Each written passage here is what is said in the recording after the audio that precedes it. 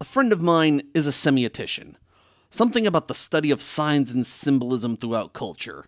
And while he keeps going on with the specific jargon that semioticians use to discuss their field, I don't ever remember any of it except the sign and plasticity. But the ideas he describes make a great deal of sense to me, even though I'm not a semiotician myself. Much of the funny magic words he uses around me basically come down to words matter, except when they don't. All the mouth sounds and squiggle marks we make, meaningless.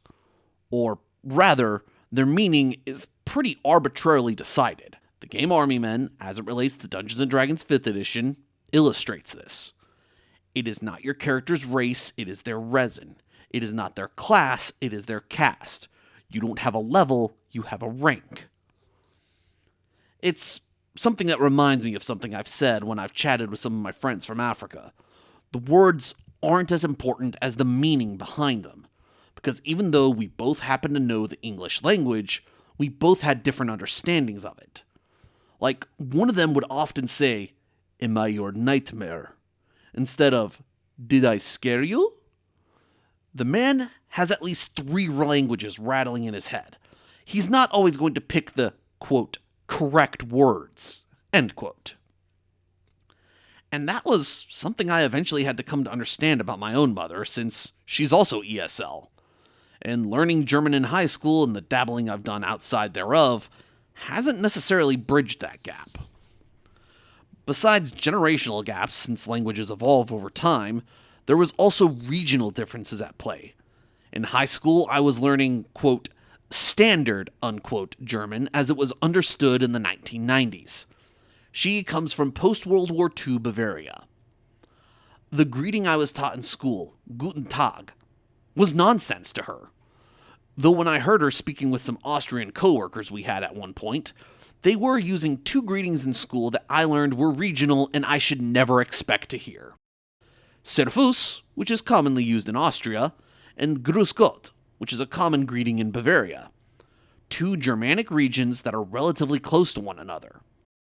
And in an exchange I had with somebody via Discord once regarding studying German, they stated that their professor said Berlin German is often its own dialect altogether. Being a very dense metropolitan area, language evolves much quicker in Berlin, since there's more intermingling of people. So, in Army Men, you have a race, it's called your resin. You have a class, it's called your caste. You have a level, it's called your rank. The one time I can think where it'd be important to insist on the correct terms is if you're dealing with somebody completely new to a situation and does not have the sort of context needed to figure out what jargon means. Consider someone that doesn't know that caste and class are interchangeable, ditto rank and level.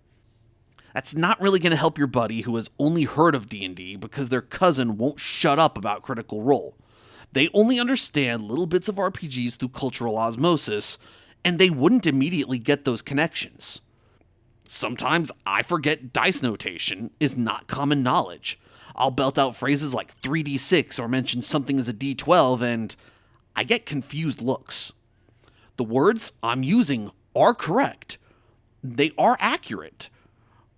But what I was talking was jargon. It's part of an esoteric dialect that they didn't possess.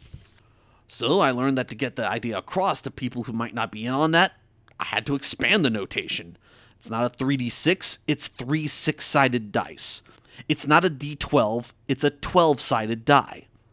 Both are the same thing, but in the latter case, it's something that someone who doesn't understand tabletop gaming culture would be more likely to understand. And this reminds me of a thread I found on Tumblr once. It was several different people talking about the similarities of the Slavic languages that are spoken in Eastern Europe, and a consensus was reached as the thread went on.